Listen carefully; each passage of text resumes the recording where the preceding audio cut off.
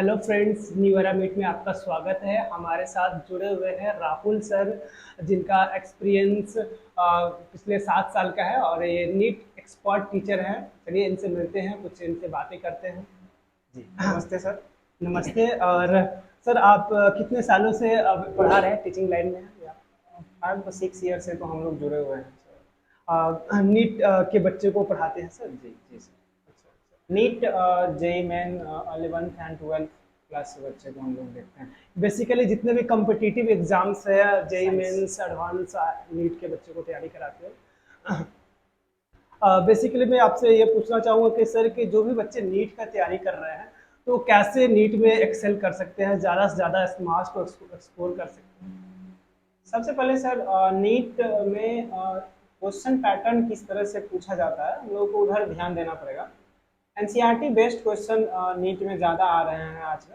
तो बच्चे को एनसीईआरटी पे ज़्यादा कंसंट्रेट करना चाहिए, चाहे फिजिक्स हो या केमिस्ट्री या बायो हो, सभी सब्जेक्ट में एनसीईआरटी बेस्ड क्वेश्चन। बेसिकली बच्चों को एनसीईआरटी पे ज़्यादा फोकस करना जी चाहिए। जी, एनसीईआरटी बेस्ड क्वेश्चन ही आते हैं। तो कुछ बच्चे ऐसे भी हैं जो कि प्रिपरेशन कर रहे हैं बट उनका सिलेक्शन नहीं हो पा रहा है नीट में।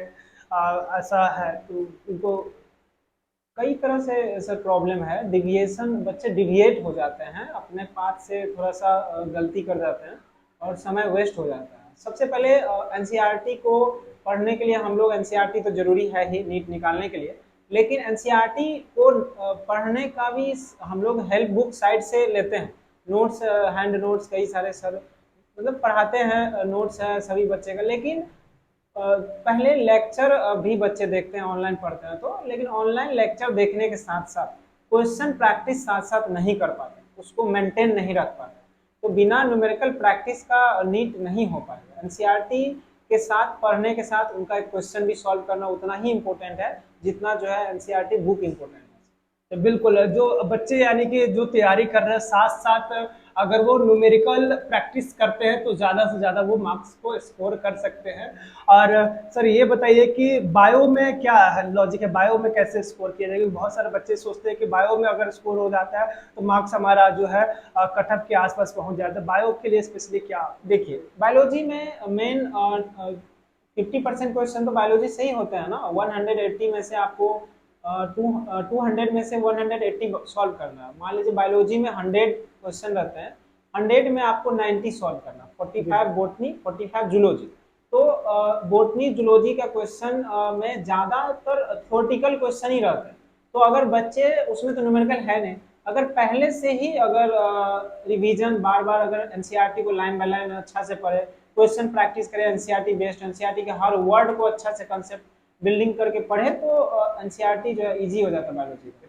बहुत सारे बच्चों का ये माइंडसेट डेवलप हो जाता है कि नीट जो है इंडिया का one of the toughest exam है। काफ़ी सारे बच्चे, लाखों बच्चे अपेयर हर साल अपेयर करते हैं। तो ऐसा लगता है कि उनका रहता है कि 15 घंटा 20 घंटा पढ़ना है। ऐसा अगर ऐसा है?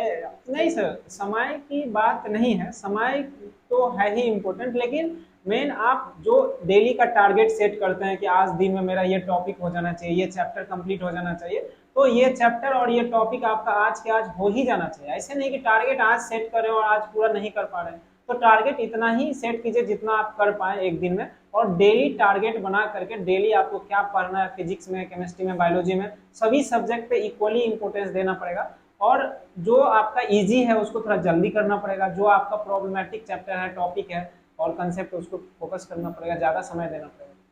बेसिकली आप सारे स्टूडेंट को, आपको टाइम मैनेजमेंट करना पड़ेगा। आपको ज़्यादा ज़रूरी नहीं कि आप 10 घंटा 15 घंटा ही पढ़ें। आप लोग क्वालिटी एजुकेशन दें और टाइम मैनेज करें और इम्पोर्टेंट चीज़ों को प्रायोरिटी रखें। और आप शेड्यूल से काम करें। और क्वालिटी एजुकेशन अगर 5 से 6 घंटा भी अच्छे से आप करते हैं तो आप नीट के एग्जाम्स को क्वालिफाई कर। मेन सर देखिए, मेन है कि बच्चे पढ़ते तो हैं लेकिन पढ़ाई के साथ साथ वीडियो कंप्लीट करते चले जाते हैं और समझते हैं कि मेरा सिलेबस कंप्लीट हो गया, लेकिन वैसा होता नहीं है। और वीडियो देखते हैं, भूलते हैं और फिर भूल जाते हैं। तो अगर बच्चे न्यूमेरिकल डीपीपी जैसे आते हैं, हर एक चैप्टर का आते हैं, तो डीपीपी क्वेश्चन अगर प्रैक्टिस करते जाते हैं बच्चे साथ साथ, जैसे जैसे चैप्टर खत्म हो रहा है, साथ में अगर डीपीपी करते जाए, प्रैक्टिस रेगुलर टच में रहे, और फिजिक्स केमिस्ट्री में numerical based, physics physical chemistry में ज़्यादा न्यूमेरिकल आते हैं, तो न्यूमेरिकल भी उतना ही इम्पोर्टेंट वहाँ पे हो जाता है।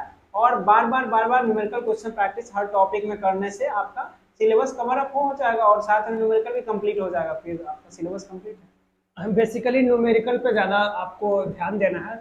जो भी चैप्टर आप लोग फिनिश कर रहे हैं उसके साथ साथ आपको न्यूमेरिकल भी सॉल्व करना है। जो भी टॉपिक्स आपने पढ़ा है उसके आप जस्ट बाद ही आपको न्यूमेरिकल सॉल्व करना है। सर एक और भी क्वेश्चंस थे बच्चों का कि लेक्चर्स, वीडियो लेक्चर देखते हैं कि बहुत सारे बच्चे पूरे दिन लेक्चर्स देखते रहते हैं यूट्यूब पे, बहुत सारे सोशल मीडियाज पे, तो उसका क्या मतलब इम्पैक्ट है उसका कुछ? देखिए, मेन लेक्चर देखने से नीट नहीं होगा और कुछ नहीं होगा, लेक्चर देखने से कुछ नहीं होगा। लेक्चर सिर्फ आपके हेल्प के लिए है, और जो आपका टॉपिक में या जो चैप्टर में प्रॉब्लम है उस चैप्टर को आप यूट्यूब से भी, बहुत सारे लेक्चर हैं यूट्यूब पे, फ्री लेक्चर पड़े हुए हैं कई सारे चैप्टर के, और आप ऐसा नहीं है कि ये नया साल का ही लेक्चर देखे, पिछले साल के भी लेक्चर आप देख सकते हैं, कंसेप्ट में कोई चेंज नहीं है। और एक लेक्चर आप किसी भी एक टीचर का जो आपको अच्छा लगता है उनका लेक्चर देखिए, और देखने के बाद कंसेप्ट आपका क्लियर हो गया तो अब दोबारा लेक्चर मत देखिए। अब हर साल लेक्चर देखने की जरूरत नहीं है। बच्चे लोग बार बार लेक्चर देख रहे हैं, लेक्चर देखने से नीट नहीं होगा।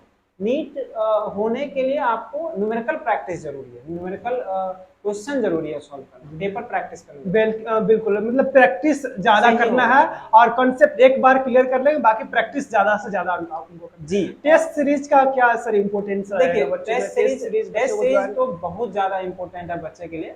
टेस्ट सीरीज में भी एक चैप्टर वाइज टेस्ट आते हैं, हम लोग देखते हैं नए नए, और चैप्टर वाइज के बाद जो है पार्ट टेस्ट उसको बोलते हैं हम लोग, और 2-3 चैप्टर मिला करके भी आते हैं, फिजिक्स केमिस्ट्री बायो करके, और उसमें एक आपका जो है ना हाफ सिलेबस का टेस्ट होता है, एक फुल सिलेबस का टेस्ट होता है जिसको हम लोग मेजर टेस्ट बोलते हैं। तो हाफ और ये हम लोग चैप्टर वाइज टेस्ट तो देते ही हैं जैसे जैसे चैप्टर कंप्लीट करते हैं। फिर मेजर टेस्ट पे जाना बहुत जरूरी है। जब आपका सिलेबस कंप्लीट हो गया है तो मेजर टेस्ट पेपर आप सॉल्व कीजिए, और उसमें आप देखिए कि आपका स्कोर में कहाँ इशू हो रही है, और 600 प्लस आपके आ रहे हैं या नहीं आ रहे हैं, वो ज़्यादा जरूरी है। बेसिकली बच्चों को 600 प्लस मार्क्स को स्कोर करना होता है वो एग्जाम अच्छे कॉलेज पाने के लिए। तो आप लोग को जो है बेसिकली जो है आपको 600 प्लस मार्क्स को स्कोर करना है, और ज़्यादा से ज़्यादा आपको क्वेश्चन प्रैक्टिस पे ध्यान देना है, और एक ही चीज़ को बार बार आपको स्टडी करने का, बहुत सारे लेक्चर देखने का ज़रूरत आपको नहीं है। सर यहीं पे हम लोग सेशन को ख़त्म करेंगे। इससे पहले हम कुछ एक फाइनल गोल्डन टिप्स बच्चों, हमारे दर्शकों को आप देना चाहें वो आप बता दीजिए। जी, थैंक यू सर। सबसे पहले बच्चे जब लेक्चर देख लेते हैं तो अपने बुक नोट्स जो भी बनाते हैं उनको रेगुलर रिवीजन करें, उनको हमेशा डेली रिवीजन में काम मिले, और साथ में रेगुलर कंसिस्टेंसी के साथ प्रैक्टिस करें क्वेश्चन। ये बिल्कुल सही है, ये कंसिस्टेंसी जो है सारे बच्चों के लिए बहुत इंपॉर्टेंस है कि बच्चों को कंसिस्टेंसी बना के रखना चाहिए। जी, सबसे ज्यादा इंपॉर्टेंट यहीं से नीट होगा, और 600 स्कोर में कहाँ आपका इशू हो रही है उसको ही पता चलेगा, मेरा कौन सा चैप्टर कमजोर है, कौन सा स्ट्रांग है, क्वेश्चन बनाने के बाद ही पता चलेगा। और क्वेश्चन जब तक नहीं टच करेंगे तब तक पता ही नहीं चलेगा आप कौन सा चैप्टर में वीक है, कौन सा चैप्टर में स्ट्रांग है, उसके लिए आपको तो करना ही पड़ेगा। जी जी बिल्कुल। राहुल सर, आपको बहुत बहुत धन्यवाद, हमारे साथ आप इस प्लेटफॉर्म पे आए और अपने विचारों को हमारे दर्शकों तक पहुंचाए। राहुल सर जो नीट के बेस्ट फैकल्टीज हैं, और इनके द्वारा काफ़ी सारे बच्चे जो है नीट में क्वालिफाई भी किए हैं और अच्छे कॉलेज में वो एडमिशन भी ले चुके हैं। तो इनका मार्गदर्शन मैं आशा करता हूँ कि आपको भी काम आएगा। इसी तरह आप चैनल के साथ जुड़े रहिए, हमारे चैनल को सब्सक्राइब कीजिए, लाइक कीजिए, और नेक्स्ट वीडियो के लिए आप हमारे कमेंट बॉक्स में आप कमेंट करके हमें सजेस्ट कर सकते हैं कि हमारा जो नेक्स्ट वीडियो होगा किस टॉपिक पे रहेगा। इसके लिए बहुत बहुत धन्यवाद, हमारे साथ जुड़े रहने के लिए, हमारे वीडियोज़ को प्यार से देखने के लिए बहुत बहुत धन्यवाद। Thank you.